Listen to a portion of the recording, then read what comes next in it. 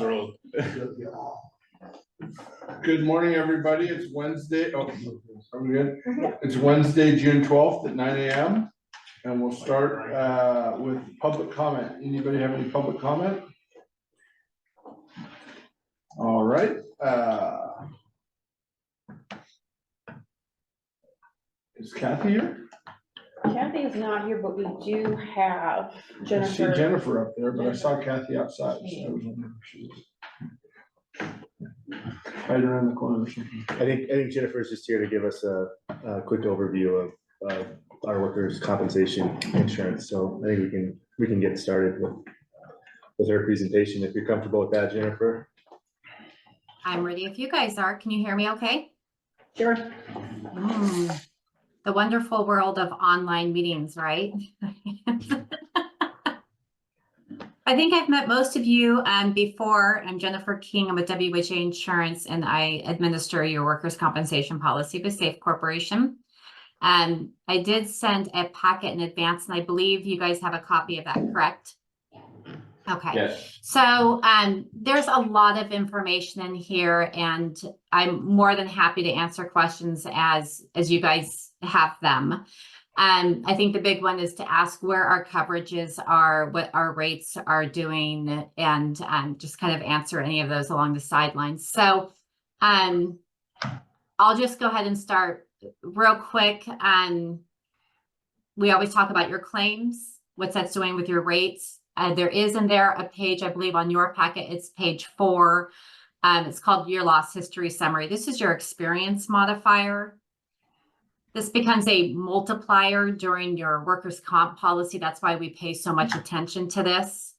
If you ever want to see your mod worksheet, I'm happy to send it to you. If you are a numbers person, you'll enjoy it. If you're not, you won't. It's just a lot of calculations. But this basically takes into account your expected losses versus your actual losses. And if you were having a expected and actual that match, you would have a 1.0, but it is a multiplier based on your experience. So when you see all of that for your loss history summary, you can see that your current year, which is the July 1st renewal period, so 7/1/23, your experience modifier was a 1.46. That bracket does move into your rating period. So every year we drop a year and we pick up a year. So we dropped off the 2019 and picked up the 2022 year, but the mod went down from a 146 down to a 137 effective 7/1/24. That was based on some calculations on some large losses that capped out at $100,000 instead of $200,000. So it was more of a formulation and a calculation thing that allowed you guys to have a drop right there from the 146 to a 137. So that helped. Current year performance in here. This is where we talk about with your underwriting. You guys are having a great year. You guys have had 4 claims compared to year 12 as expected, a 3% loss ratio. And any municipality, especially one with law enforcement, we drive about 60 to 70% of our claims out of law enforcement. So your sheriff's office is normally the one where we have the most activity. I will say that we talked about having a separate meeting with your sheriff's office afterwards.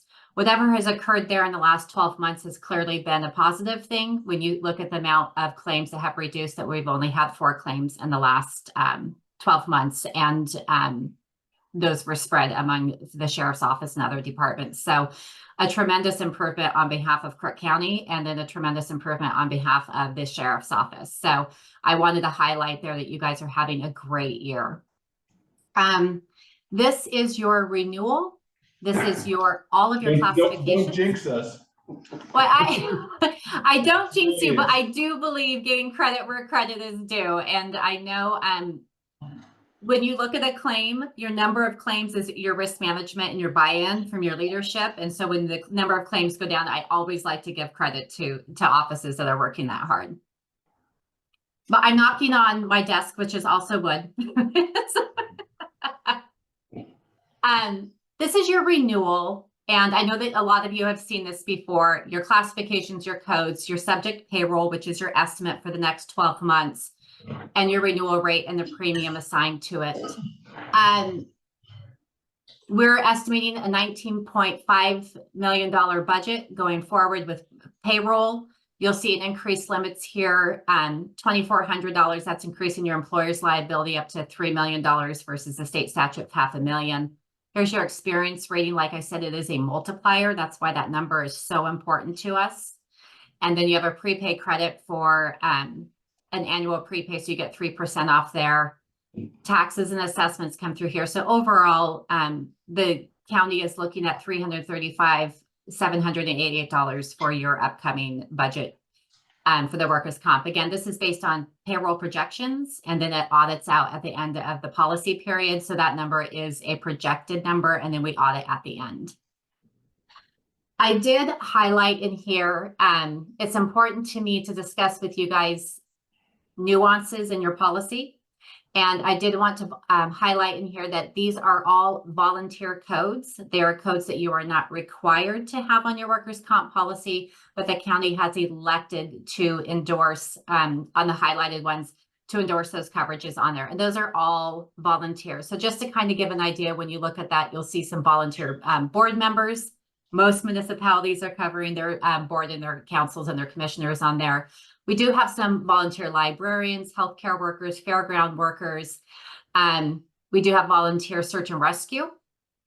And then the other one on there that I usually get asked about the most is that you'll sit there and see that there is inmates on that policy. That's really your AIC, adults in custody, or anybody doing through parole and probation, doing community service. So when they're in our care and doing those services out there, right now the county has elected to cover them under the workers' comp should an injury occur. Any questions on those? All right. I did put in here a renewal year comparison. This will just kind of show you what your last year rates in the 23 were versus the 2024. It's really hard to say sometimes, did our premiums go up or down, because your rates are based on payroll. So your rates may go up and down, but a lot of times it's based on what your payroll is doing. So if you want to see what your expiring rates were versus your new one, you'll see where all of your rates have gone down in that area. Your primary driving right now is going to be law enforcement at $77.20. That one did go up from $2.48 to $2.57, but you'll see that the rest of them move their way down. All codes for fire and law enforcement and all of our first responders are tending to creep up, which I think that's very normal when you look at the industry on that side of it. I included in here a historical dividends, so you guys can see with Safe Corporation what you've been returned on them. So you have about a $400,000 return on the dividends on there. So Safe continues to be the leading for municipalities in the area, and they continue to be your best bet for them. And that is about the quickest version I think I've ever done in your renewal. If you ever want the long version, you can hang out with Kathy and all of us when we get together for about a good hour someday. But outside of that, do you have any questions, or is there anything I can answer for you? Have anything? Thank you. Susie? Yeah, no, thank you very much for your presentation. Yeah, I really appreciate it. You are very welcome. I hope you guys enjoy the rest of your work session. I can't think of anything you guys would rather do than be inside a room on a beautiful day, but if anything else comes up on this, feel free to email me. Everybody knows how to get a hold of me. I'll be happy to answer any individual questions for you. Okay, have a great meeting. Yeah, you too. Thank you, Jennifer. Bye. All right. Kate, Yes, hello. so I'm coming to you today to ask for support for an ODOT grant that I am applying for. We have a new process this year that requires that we obtain a letter of support from a local government action. So I'm hoping that Crook County will give us that support. Clear Alliance has done a lot of work in the area of impaired driving and substance use prevention education over the last 10 years. We are located here in Crook County, and we have served not only Central Oregon, but around the state, as well as our education is being utilized in 23 other states in schools and driver education classes. And so I have received a kind of a form letter from Ryan Stone, the impaired driving program manager with ODOT. And filled it with our information and data about the impaired driving problem here in Crook County, specifically involving cannabis impaired driving. And I'm hoping that you'll support our efforts with the educational curriculum that we're planning to develop for this issue. So, part of Kate's thing, and there's going to be another letter on our agenda, is the ODOT. I was on a video call yesterday with this.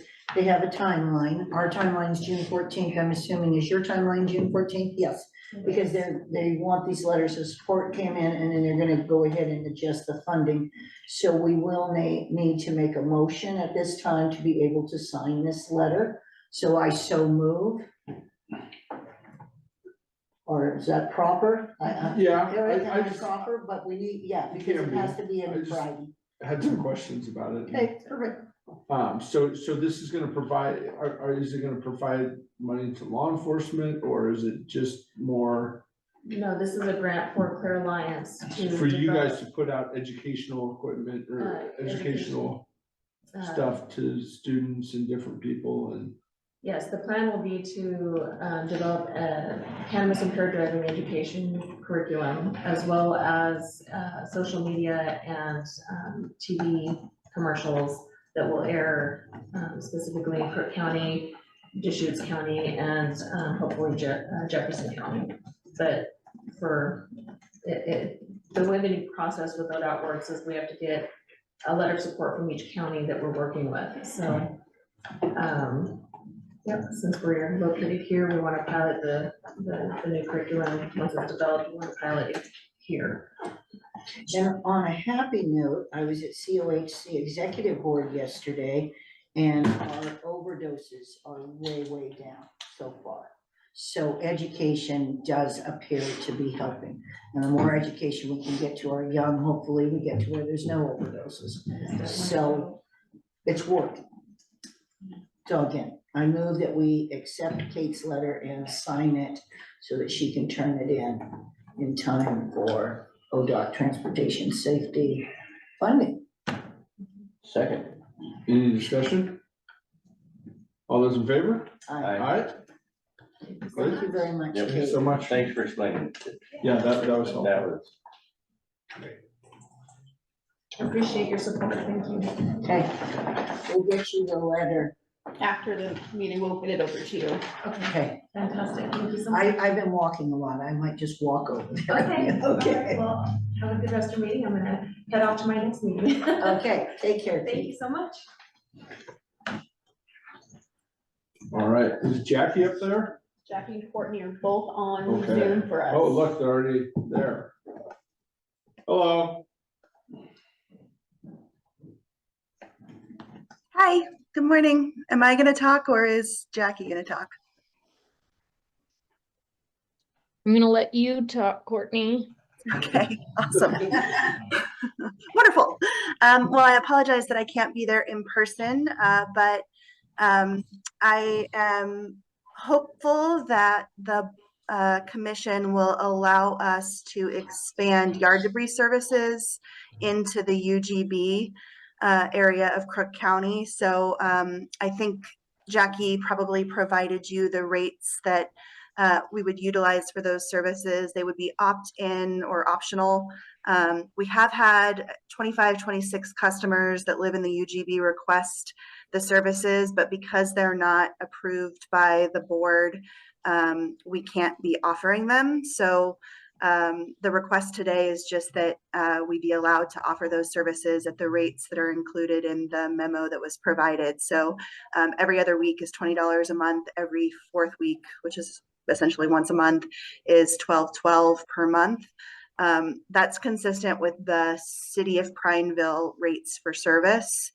And so moving forward, any adjustments to those rates would be based on rate increases approved by Crook County as opposed to Prineville. So if there are any questions, I'm happy to answer them, but that's today's request.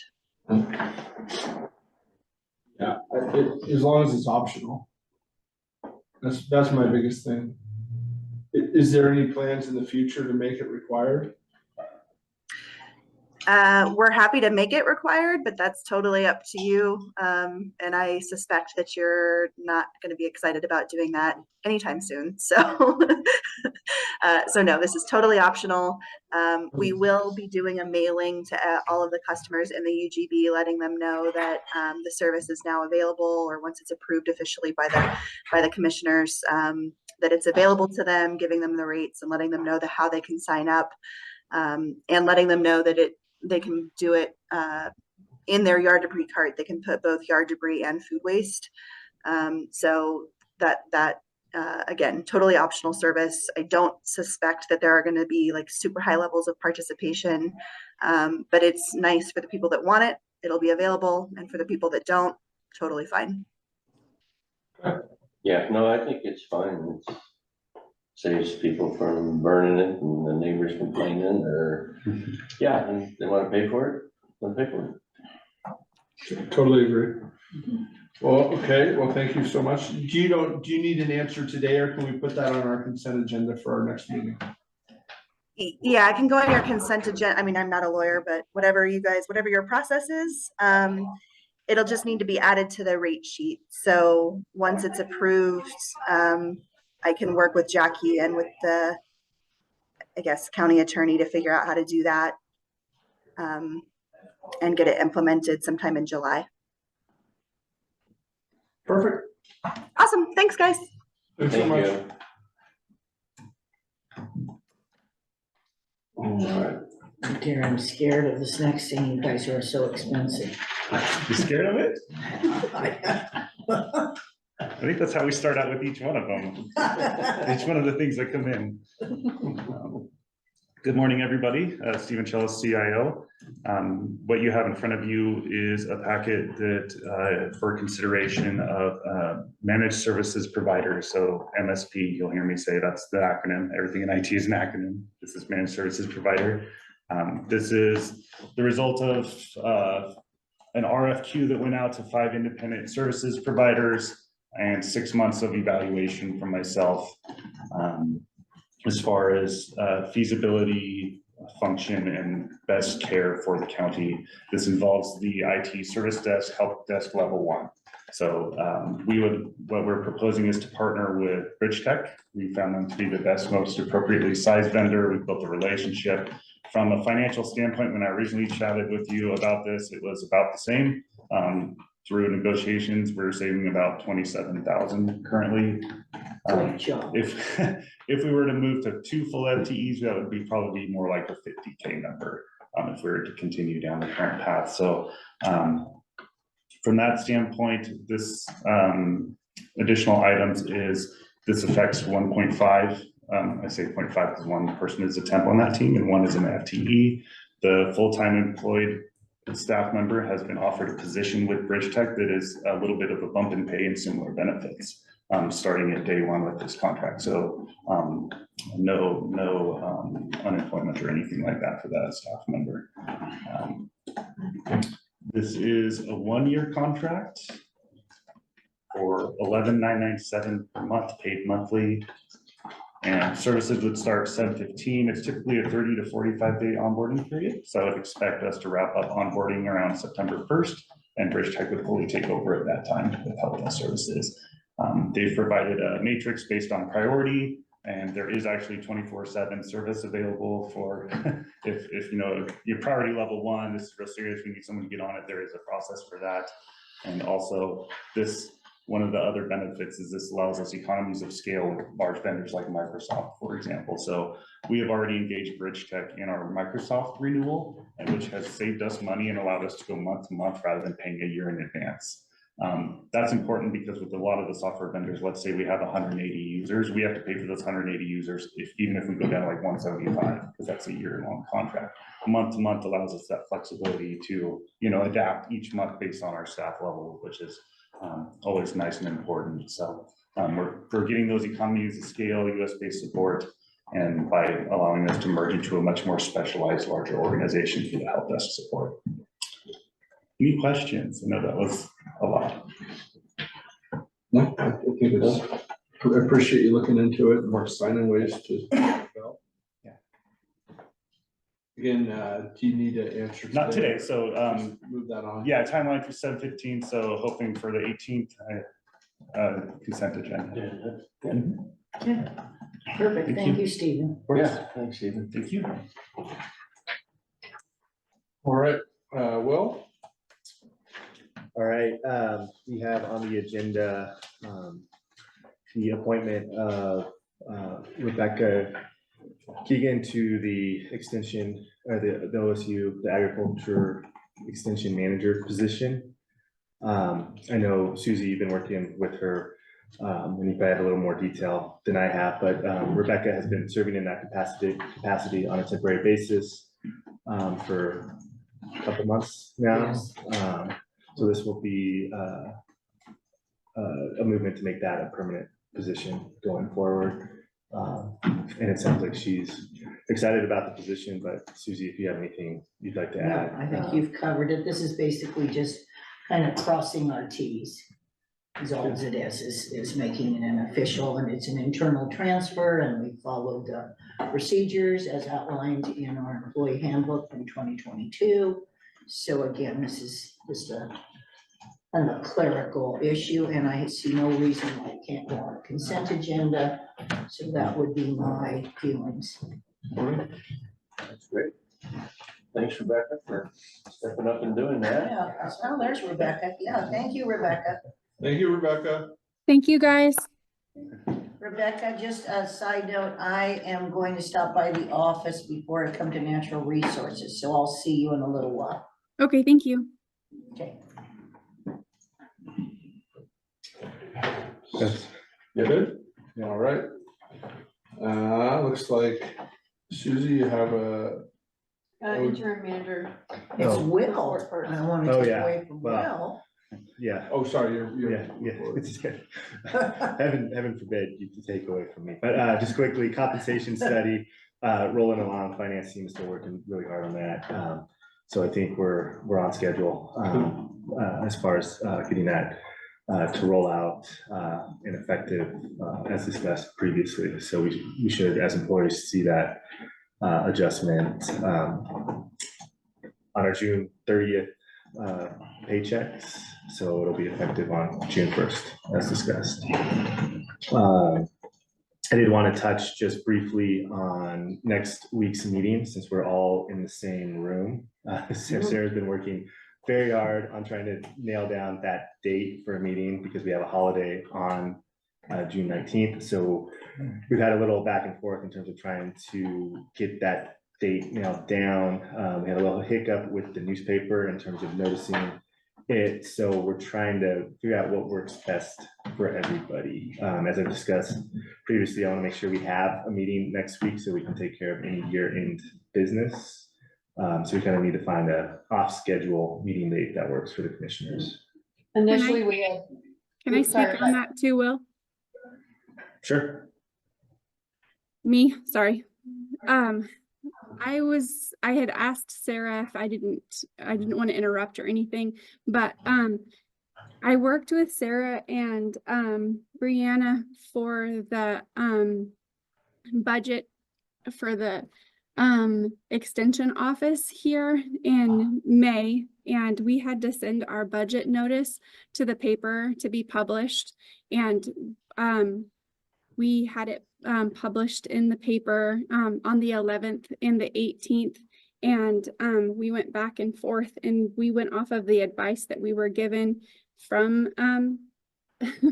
from Sarah and Nicole, from what the commissioners had agreed upon back in May. And I asked multiple times, and on May 31st was the last day that we had that was decided at that date. The 20th was what you guys had decided as commissioners. And so that's what we published. So per budgetary law in the paper, it says that you guys are having the commission meeting on the 20th right now. So if we don't choose to do that for the budget and have that part approved, we at least have to have a special meeting to have the budget approved on the 20th.